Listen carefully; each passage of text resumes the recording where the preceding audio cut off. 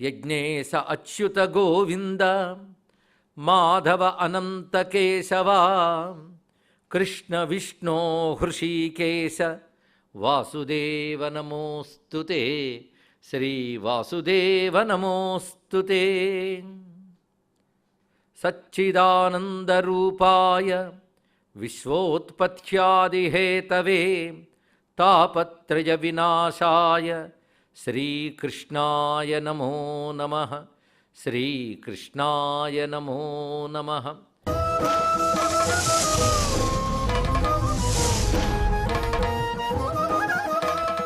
మంత్రాలంటే అక్షరాలు ఆటలు కాదు, అక్కడ మంత్రం ప్రధానమైంది. గురువు అన్నాళ్ళు జపించిన మంత్రాన్ని ఇస్తున్నాడు. అంటే తాను ఉపాసించి తన యందు నిక్షిప్తం చేసుకున్న దివ్య చైతన్యాన్ని నీకు మంత్ర రూపంలో ప్రవేశింపజేస్తున్నాడు గనకనే మంత్రానికి గురువుకి దేవతకి అభేదమని చెప్పడానికి ఇన్ని విషయాలు ఉన్నాయండి. ఇవి రహస్యములు. అందుకే అక్షహృదయ విద్య లోపల ప్రవేశించింది ఎప్పుడో ఒక్కసారి ఇది బయటకు వచ్చేసింది. అప్పుడు బాహుకుడికి వచ్చిన తేజస్సున్నదే. అంతవరకు మనసులో గ్లాని చికాకు కలిపురుషుడు ఉన్నంతకాలం ఏదో అనీజీ. ఇప్పుడు ఎక్కడ లేని ఉత్సాహం వచ్చిందండి. రథమాహృహ్య తేజస్వీ ప్రయయౌ జవనైర్హయై ముదా పరమయాయుక్త. ఏదో తెలియని ఉత్సాహం, ఏదో తెలియని ఆనందం వచ్చింది. పూర్తి పాజిటివ్. కానీ రూపం మాత్రం బాహుకు రూపమే. బయటపడదలుచుకోలేదని ఇప్పటి నుంచి. రథాన్ని ఉత్సాహంగా నడుపుతున్నాడు. ఏదో మార్పు జరిగిందని పోల్చాడు ఆయన ఋతుపర్ణుడు. అక్షహృదయ విద్య వల్ల కదా ఇలా జరిగిందనుకున్నాడు. మొత్తానికి విదర్భ దేశంలోకి రథం ప్రవేశించింది. రథఘోషేణ. ఆ రథం ప్రవేశించినప్పుడు ఘోషకి ఆ ప్రాంతంలో ఉన్న గుర్రాలు జంతువులు ఆశ్చర్యంగా చూస్తున్నాయట. అంటే ఒక అద్భుతమైన వాడు రథం నడుపుతుంటే వచ్చిన చప్పుడికి అక్కడున్న జంతుజాలాలు స్పందించి ఆశ్చర్యంగా చూస్తున్నాయి. ఇక్కడ విశేషంగా గోచరిస్తోందంతా కూడా. నాదయన్ రథఘోషేన సర్వాస్స విదిశో దిశ శృత్వాత సమహృష్యంత. అంతేకాదు అశ్వశాలలో కొన్ని గుర్రాలు ఉన్నాయి. ఆ గుర్రాలు ఉత్సాహంతో బయటకు వస్తున్నాయట. ఎందుకంటే వార్ష్ణేయుడు తోలుకొచ్చిన గుర్రాలు అప్పుడు వచ్చినప్పుడు అలాంటివి. ఆ వార్ష్ణేయుడు వాళ్ళకందరికీ నైపుణ్యం కలిగినవి. అందుకే ఈ గుర్రాల యొక్క ఉత్సాహం చూడగానే అక్కడున్న గుర్రాలు అక్కడ సంతోషిస్తున్నాయి. వార్ష్ణేయుడు ఎప్పుడు తోలుకొచ్చాడు గుర్తుందా? పిల్లల్ని అక్కడ దింపడానికి వచ్చాడు కదా, అక్కడ గుర్రాలను వదిలిపెట్టి వచ్చేసాడు. ఆ గుర్రాలు ఎవరివి? నలుడివి. అందుకే తోలుకొచ్చిన వాడు నలుడే అని పోల్చుకున్నాయి అక్కడ గుర్రాలు. చూడండి, ఆశ్చర్యపోతుంది. అవి పోల్చుకుని గుర్రపు సాల్లో ముందుకు వస్తున్నాయి. మిగిలిన గుర్రాలు ఆశ్చర్యపోతున్నాయి, కానీ ఈ గుర్రాలు మావాడే అన్నట్టు ముందుకు వస్తున్నాయి. మావాడు తోలితేనే ఈ చప్పుడు వస్తుంది. చప్పుడు బట్టి పోల్చుకున్నారు. అది కొంతమంది కాలింగ్ బెల్ కొట్టడం బట్టి వచ్చినవాడు గెస్టా వాళ్ళ ఆయన తెలుసుకుంటారు. అవునా లేదా? ఏమిటి ఇంకా తొందరగా తలుపు తెరవ, కాలింగ్ బెల్ మోగుదని మా ఆయన నెమ్మదిగా తెరవచ్చింది కాబట్టి. అంటే ఒక్క నేచర్ ఒక్కొక్కటి ఉంటుంది ఇక్కడ. అలా గుర్రాన్ని తోలుతున్న పద్ధతి బట్టి దమయంతి దేవనుకుందిట, నలుడి రథఘోషలాగున్నదే అనుకుందిటండి అక్కడ ఉన్నటువంటి ఆవిడ. ఇక్కడ నలేన సంగృహీతేషు పురేవ నలవాజిషు సదృశం రథ నిర్ఘోషం మేనే భైమి తథా హయాహ. అక్కడ గుర్రాలు ఎలాగైతే రథాన్ని తోలుతున్నవాడు నలుడేను ఉత్సాహపడ్డాయో విదర్భరాజు అశ్వశాలలో ఉన్నటువంటి అశ్వములు, అక్కడ అంతఃపురంలో ఉన్న ఆమె కూడా అశ్వముల వలనే నలుడు నడిపిన రథానికి ధ్వని ఉంటుందని పోల్చింది. కానీ భీమరాజు పోల్చలేడు. ఎందుకంటే ఆయనకి ఇంత చనువు లేదు, అనుభవం లేదు, ఆవిడకుంది. అందువల్ల ఆవిడ ఆశ్చర్యపోయి మేడ మీదకి వెళ్ళి చూస్తుంది. అప్పుడు రథం ఆగింది. అక్కడ ఆగిన దగ్గర ముగ్గురు ఉన్నారు. అందులో ఋతుపర్ణుడు, వార్ష్ణేయుడు, మహానుభావుడు బాహుకుడు, ముగ్గురు. ఆవిడ పైనుంచి చూస్తుంది. చూడగానే నలుడేమో అని చూసింది, కానీ నలుడు కనబడలే. ఒకడు తెలిసిపోతుంది, ఋతుపర్ణుడు. తన భర్త ముఖం తనకు తెలుసు కదా, ఆ రాజు తనవాడు కాదు, ఆయన అయోధ్యాపతి అయి ఉంటాడు. ఆ పక్కన వార్ష్ణేయుడు తనకు తెలిసిన వాడే, తానే పంపించాడు. పక్కన బాహుకుడు ఉన్నాడే, ఆయనే రథం తోలినట్టు కనబడుతుంది ఇప్పుడు కూర్చున్న తీరు బట్టి. కానీ ఇతడు మా నలుడు కాదు. మరి రథం తోలినది ఎవరు? ఇది కొంచెం ఆశ్చర్యంగా ఉన్నది ఇక్కడ. మొత్తానికి ఆమెకి చాలా దుఃఖం కలుగుతుంది. నలుడు వచ్చాడన్న ఆశ, నలుడు అక్కడ లేడే అనేటువంటి బాధ, ఈ రెండిటితో చూస్తున్నది. ఈ లోపల హఠాత్తుగా వచ్చిన అయోధ్య చక్రవర్తి, ఆయన ఆశ్చర్యపోయాడు. స్వయంవరం అన్నారు, ఎక్కడ ఒక జాడలేదు. ఋతుపర్ణుడు చూసి అనుకుంటున్నాడు, స్వయంవరం అన్నారు, ఎక్కడ ఒక జాడలేదే, రాజులు లేరు, రాజపుత్రులు లేరు. వార్త అంతగా నేను పొలవమని బయలుదేరి వచ్చేసాను. అసలు స్వయంవరం ఉందా లేదా? అనగానే పైగా తను వచ్చినట్టు కూడా వార్త ఇంకా తెలియలేదు. తెలిస్తే ఆహ్వానం వస్తుంది కదా, ఎవరూ కనిపించట్లేదు. కానీ ఇక్కడ ఋతుపర్ణుడు రథం ఆగిన వార్త భటుల వల్ల వెళ్ళిపోయింది అప్పుడే భీమరాజుకి. ఆయన ఆశ్చర్యంగా హడావిడిగా పరిగెత్తుకొచ్చాడు. పరివారంతో సహా వచ్చి హఠాత్తుగా వచ్చినందుకు ఆశ్చర్యం చూపిస్తున్నా, ఏంటి ఇలా వచ్చేసరి మీరు అనలేదు. రాజమర్యాదలు ఉంటాయి కదా. మహానుభావ, మీరు వచ్చినందుకు మేము ధన్యులమయ్యాం, మా కుండిన నగరం ధన్యమైంది, మా విదర్భ దేశం ధన్యమైంది. కానీ మీరు ఏ ఉద్దేశంతో ఇలాగ విచ్చేశారో, వర్తమానము కూడా పంపకుండా విచ్చేశారో మాకు తెలియడం లేదు. మాకు ఆ కారణాన్ని తెలియజేయవలసిందిగా కోరుకుంటున్నాం. అంటే మీ అమ్మాయి స్వయంవరం వచ్చింది అనలేదండి ఈయన. ఎందుకంటే ఆ జాడలే కనబట్టలేదు. చెప్పు అనవసరంగా అభాస్పాలడం ఇవ్వడం ఎందుకు. చుట్టూ చూసి ఆగతోస్మిత్యువాచయనం భవంతమభివాదక, మిమ్మల్ని కలవాలని ఎప్పటి నుంచో అనుకుంటున్నాను, ఇప్పుడు అవకాశం వచ్చింది, ఒక్కసారి మిమ్మల్ని కలిసి అభివాదనం చేసి వెళదామని వచ్చాను అన్నాడు ఇక్కడ. ఆహా, ఇంకా బాగుంది. ఏదో ప్రయోజనం కోసం వచ్చే స్నేహం వేరు, ఏ ప్రయోజనం లేకుండా ప్రేమగా వచ్చారంటే ఇంకా గొప్ప స్నేహం ఇది. అయితే మీరు బాగా ప్రయాణం చేసి వచ్చారు, పైగా అక్కడి నుంచి అయోధ్య నుంచి విదర్భ దేశానికి ప్రయాణం చేసి రావడం అంటే చిన్న విషయం కాదు కదా, అలసిపోయి ఉంటారు, కాస్త మీరు విశ్రాంతి తీసుకోండి అంటూ చక్కటి అతిథి గృహంలో ఆయనకి విశ్రాంతి ఏర్పాటు చేశాడు. పశ్చాదుదర్కే జ్ఞాస్యామి, తర్వాత కాలంలో మనం మాట్లాడుకుందామని నేను. విశ్రామ్యతామిత్యువాత క్లాంతోసీతి పునఃపునః, అలసిపోయి ఉన్నారు కనుక విశ్రాంతి తీసుకోండి అని. అప్పుడు ఋతుపర్ణుడు వార్ష్ణేయుడు కలిసి ఆ భీమరాజు నిర్దేశించిన గృహానికి వెళ్ళారు. బాహుగుడు మాత్రం రథాన్ని తీసుకుని రథశాలకు వెళ్ళి ఆ గుర్రాలను విప్పి వాటికి ఆ సమయంలో ఏ పరిచర్యలు చేయాలో అవి చేస్తున్నాడు ఇక్కడ. అప్పుడు దమయంతి పైనుంచి ఇంక అనుకుంటుంది, రథధ్వని ఎవరిదా? ఈ ఆలోచనతో ఇప్పుడు చూస్తే బాహుకుడు నడిపాడని తెలుస్తున్నది. నలుడు నడిపినట్టే నడిపాడు, సందేహం లేదు. ఇతడు నలుడు అయ్యి ఉంటాడా? రూపం బట్టి చూస్తే అవకాశం లేదు, కానీ అయ్యుంటాడని అనుమానం మాత్రం ఉంది. కానీ కాడు అని నిర్ధారించుకోకూడదు, పరిశీలించాలి ఇక్కడ. ఎందుకంటే వియోగం ఏర్పడిన ఈ కాలంలో ఎన్ని మార్పులు జరిగాయో మనకేం తెలుసు, కానీ ఇది పరిశీలించాలని వెంటనే ఇక్కడ కూడా దమయంతి బుద్ధి చాతుర్యమే గమనించాలి. మొదటి నుంచి ఆవిడ తెలివితేటలు గమనించాలి.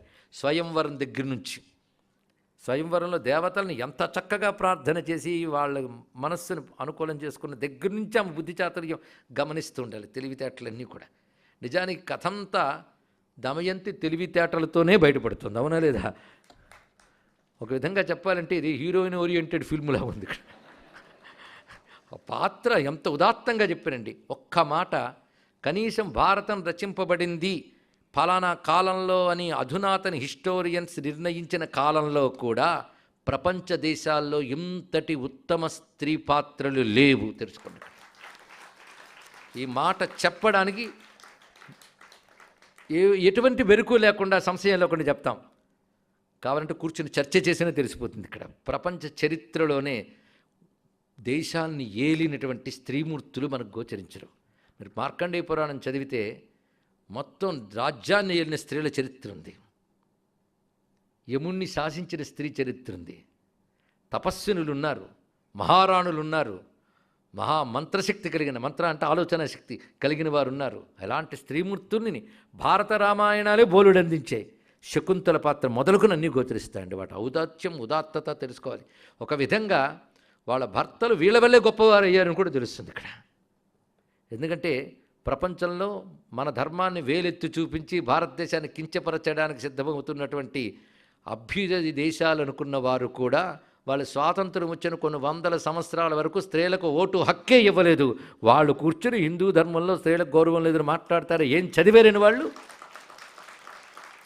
ప్రపంచంలో ఉన్న అన్ని మతాల్లోనూ అన్ని నాగరికతల్లోనూ స్త్రీకి ప్రాధాన్యమిచ్చిన ఒకే ఒక్క మతం, ఒకే ఒక్క నాగరికత, సనాతన హైందవ ధర్మం, సనాతన భారతదేశం. ఇది తెలుసుకుని మీ పిల్లలకి తెలియజేయండి. ఇక్కడ ఇంకెక్కడ స్త్రీకి అంత గౌరవం లేదు.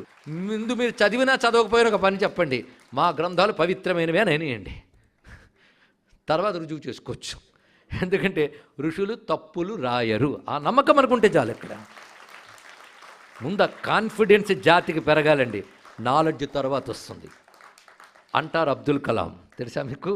ముందు ప్రైడ్ తెచ్చుకో, తర్వాత నాలెడ్జ్ ఎప్పుడు వస్తుంది అన్నాడు. అది కావాలండి. నా దేశం పట్ల, నా సంస్కృతి పట్ల, నా వారసత్వం పట్ల, నా ధర్మం పట్ల అటువంటి గౌరవభావం ఉండాలి. అంత మీ మతంలో విగ్రహారాధన ఉంది కదండి అంటే, ఉంది, అయితే నీకేం నష్టం అన్నాడు వివేకానంద. తెలుసా? అరే మీరు వేదాంత విజ్ఞానం అంతా చెప్పారు, విగ్రహారాధన ప్రిమిటివ్ కదా, ప్రిమిటివ్ అని నీకెవడు చెప్పాడు అన్నాడు. ఇక్కడ విగ్రహారాధన ఎంత గొప్పదో నీకేం తెలుసు? విగ్రహారాధన గొప్పది కనుకనే ప్రపంచాన్ని ఆశ్చర్యపరిచే తత్వజ్ఞానం ఇచ్చిన మహాత్ములు అందులోంచి వచ్చారు తెలుసా నీకు అన్నాడు మహానుభావుడు. చూడండి ఇక్కడ అది ఎంత గొప్పదో తర్వాత కూర్చుందాం, చర్చిద్దాం. మా విగ్రహారాధన కూడా తత్వం చాలా ఉన్నది తెలుసుకో ఇక్కడ.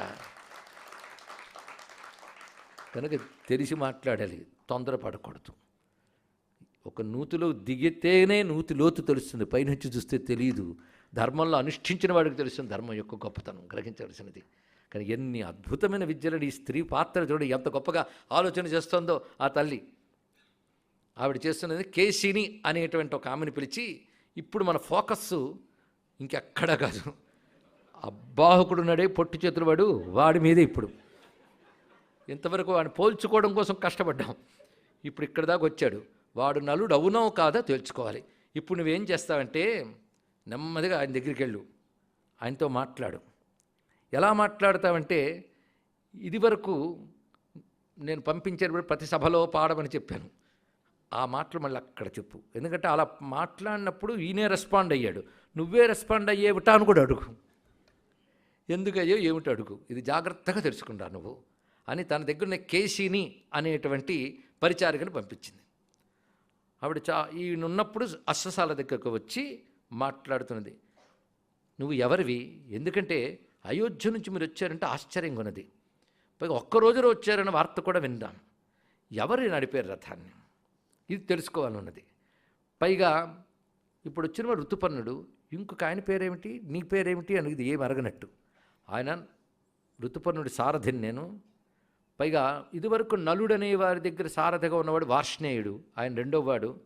నేను బాహుకుణ్ణి, నేను ఆయన వద్ద చేరాను, కొత్తగా చేరాను ఈ మధ్య అని చెప్పిన తర్వాత అప్పుడు ఈ మాటలు అనేది ఆవిడ ఏమని, కష్టాల్లో ఉన్న భార్యని ఇలా విడిచిపెట్టి వెళ్ళిపోయావా ఏమిటి అని ఒక పాటలా పాడింది. ఇక్కడ వెంటనే అది వింటున్నాడు మళ్ళీ, ఇక్కడ కళ్ళ నీళ్ళు వస్తున్నాయి. ఇక్కడ ఇలాగ ఒకడొచ్చి ఋతుపర్ణుడి సభలో మాట్లాడినప్పుడు నువ్వే ఆగి సమాధానం చెప్పేవిటా అన్నది ఇక్కడ.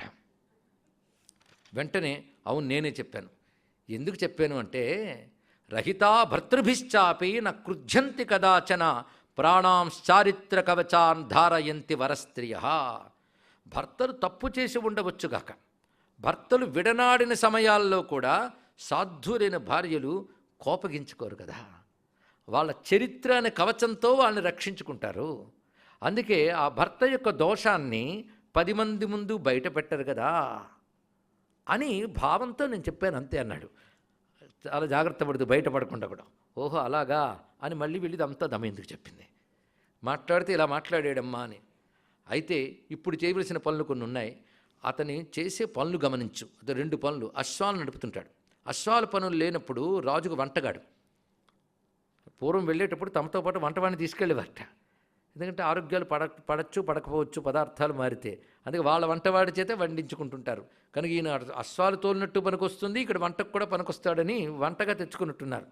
అతను వంట వండుతున్న అశ్వాల దగ్గరున్న మొత్తం అతని యొక్క ప్రవర్తన ఎలా ఉందో నువ్వు గమనించరా, అబ్జర్వ్ చేయ. మొత్తం ఎప్పుడెప్పుడు ఎక్కడెక్కడ ఎలా ప్రవర్తిస్తున్నాడు.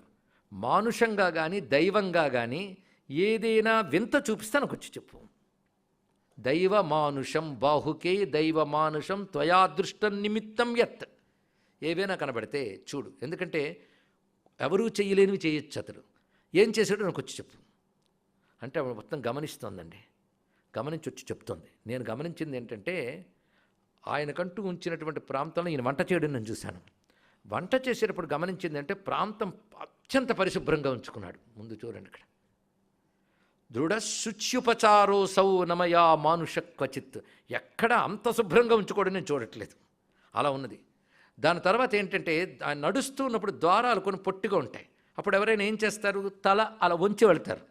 ఈయన అలా వెళ్ళినప్పుడు ద్వారం ఈయనకంటే పైకి లేచేది. ఈయన లోపలికి వచ్చేసాక మళ్ళీ ఎందుకు దిగేదట ఇక్కడ. అది ఆశ్చర్యం. నేను చూసిన అతిమానుషమైన దైవికమైనటువంటి అంశం ఇది. హర్షమాసాధ్య సంచారం నాసౌ వినమతే క్వచిత్. తంతు దృష్ట్వా యథాసంగం ఉత్సర్పతి యథాసుఖం. ఇది జరుగుతున్నది. మరొకటి నేను ఆశ్చర్యపోయాను ఏంటంటే, ఇతడు భోజన పదార్థాలు తయారు చేస్తున్న తీరు ఆశ్చర్యంగా ఉంది. అక్కడ వంటకంటూ కూరలు మొదలైన తరిగి ఉంచితే ఖాళీ కడవలు అక్కడ ఉన్నాయి. అని అలా చూస్తే కడవలు నీళ్ళు వచ్చేసాయి. ఆ నీళ్లతో వాటిని శుభ్రంగా కడిగాడు. ఎంత శుభ్రంగానూ కడిగాడు. ఇక్కడ వాటిని అలా పెట్టించాడు. తర్వాత అగ్నిని ఎలా రగుల్చుతాడా అని చూసాం. కట్టెలు పెట్టి మంటలు పెట్టి అలా చేస్తాడు అనుకుంటే ఇంత గడ్డి తీసుకున్నాడు, అలా సూర్యుడి వైపు చూపించాడు, నిప్పు వచ్చింది, అది తీసుకొచ్చి పెట్టాడు. అంతే, అగ్ని ఆరకుండా మండుతుంది. ఇది ఒక ఆశ్చర్యం. సరిగ్గా దేవతలు ఇచ్చిన వరాలు గుర్తు తెచ్చుకుంటే ఆశ్చర్యం కదా ఇంత. నువ్వు ఎక్కడంటే అక్కడ నీరు పుడుతుంది, నువ్వు ఎక్కడుంటే అక్కడ అగ్ని పుడుతుంది, నువ్వు ఎలా అనుకుంటే అలా వస్తుందని చెప్పారు కదా. అవి ఇక్కడ చూపిస్తున్నాడు ఆయన ఒక్కొక్కటి ప్రభావాన్ని. అది నాకు ఆశ్చర్యం కలిగింది. ఇక చిత్రం ఏంటంటే, ఆ పదార్థాన్ని ఎలా కలుపుతున్నాడు, ఎలా చేస్తున్నాడో తెలియదు కానీ అత్యద్భుతంగా తయారు చేస్తున్నాడు ఒక్కొక్కటి కూడా. ఆ నిప్పు పట్టుకుని చేతులతోనే సవరిస్తున్నాడు. నిప్పు ఆయన దహించడం లేదు. ఇది నేను చూసిన మరొక ఆశ్చర్యమైన అంశం. మరొకటి, పుష్పాలు ఏవి వచ్చిన సువాసనలు కూడా ఈయన చేతితో పట్టుకుని ఇలా అక్కడ పెడుతున్నాడు. అది పెట్టగానే పుష్పాలకి ఇదివరకటి లేని సుగంధం వస్తుంది అక్కడ ఇతని యొక్క స్పర్శ చేత. ఆ వండుతున్న తీరులో కూడా పదార్థాలకి హస్తస్పర్శ చేత మంచి వాసన ఇత్యాదులన్నీ వస్తున్నాయి.